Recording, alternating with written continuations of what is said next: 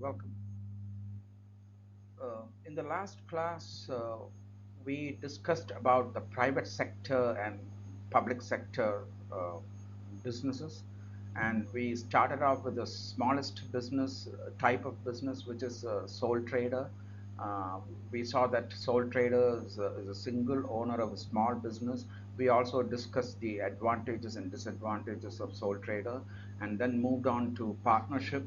Partnership consists of 2 to 20 members, which is formed by an agreement, and the advantages and disadvantages were also discussed.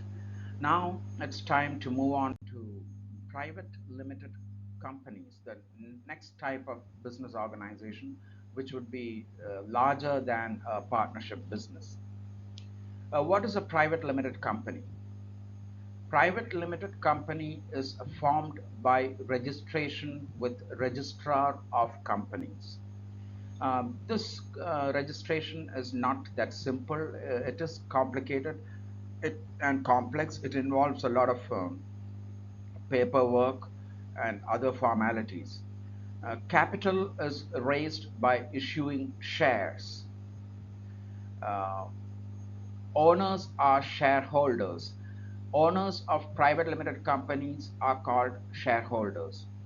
Shareholders, I'm sorry, shares are sold only to friends and family members. So there is a limitation or restriction to as to whom you can sell the shares. It's restricted to only friends and family members and not to the public.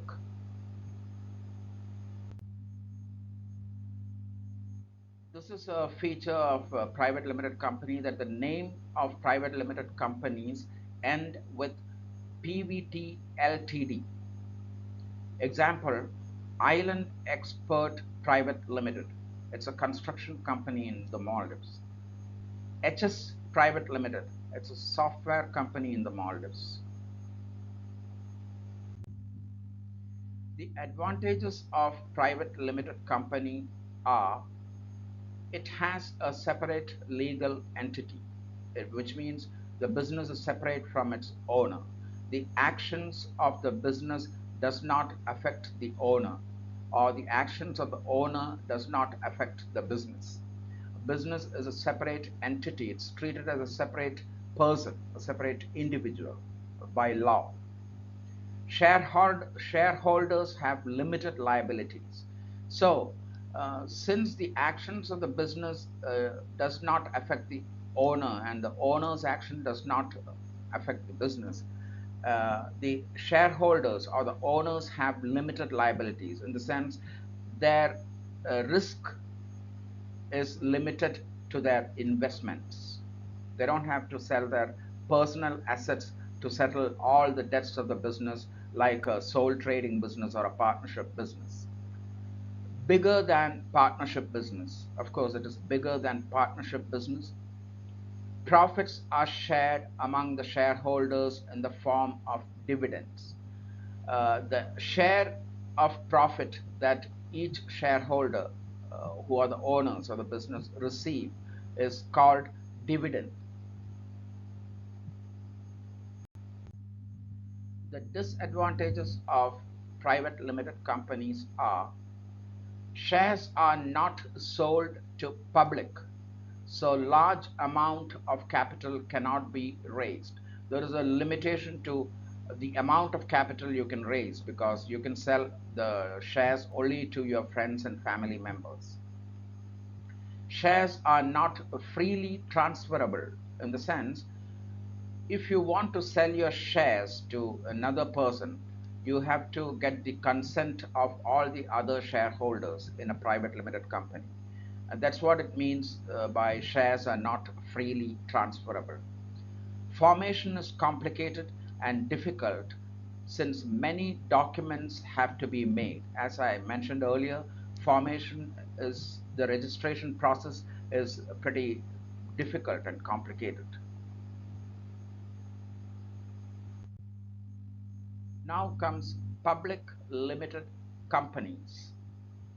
Public limited companies are in the private sector.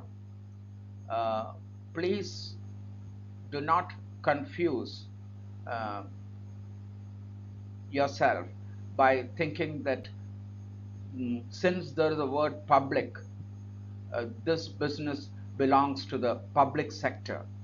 No, never. These businesses are not owned by the government.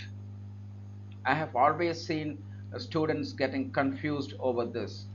Public limited companies are in the private sector. They are owned by private individuals and not by the government. Then why is it called a public limited company? It's just because shares are issued to public. So keep that in mind, never forget, never get confused. Public limited companies are in the private sector. I emphasized on this because I've seen over the years of my teaching, students getting confused even at the last moment regarding uh, where this public limited company stands, whether it is in the private sector or the public sector. Well, they are called public limited because the public can buy shares from such companies.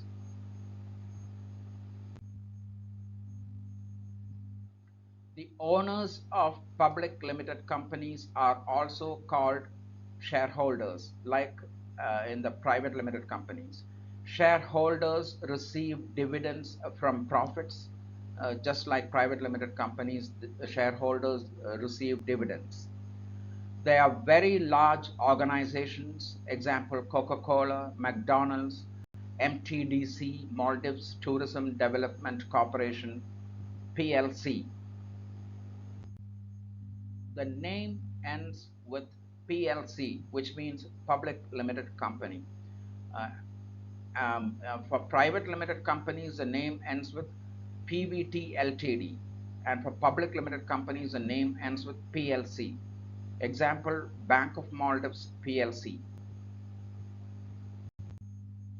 The advantages of a public limited company are large amount of capital can be raised since shares are issued to public.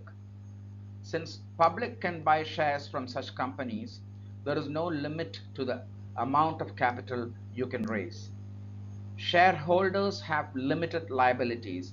Just like private limited companies, shareholders' liabilities are limited here too. Business has a separate legal entity. Just like private limited companies, the business is separate from the owner. The actions of the business doesn't affect the owner, and the actions of the owner doesn't affect the business. Shares are freely transferable. This is a difference between private and public limited companies. In private limited companies, shares are not freely transferable, whereas you can sell your shares to anyone you want in a public limited company, which means shares are freely transferable. Look at the disadvantages. Formation is difficult and complicated, as in private limited companies. The annual accounts of the business has to be published. Since public is the owner of public limited companies, they have to know uh, the annual accounts of the business or what's happening in the business. So annual accounts of the business has to be published. That means there is no privacy. There is a risk of takeover by other businesses since shares are issued to public. Since shares are issued to public, a business with a lot of financial backup may buy a whole lot of shares and take over the entire business. So that risk is always there.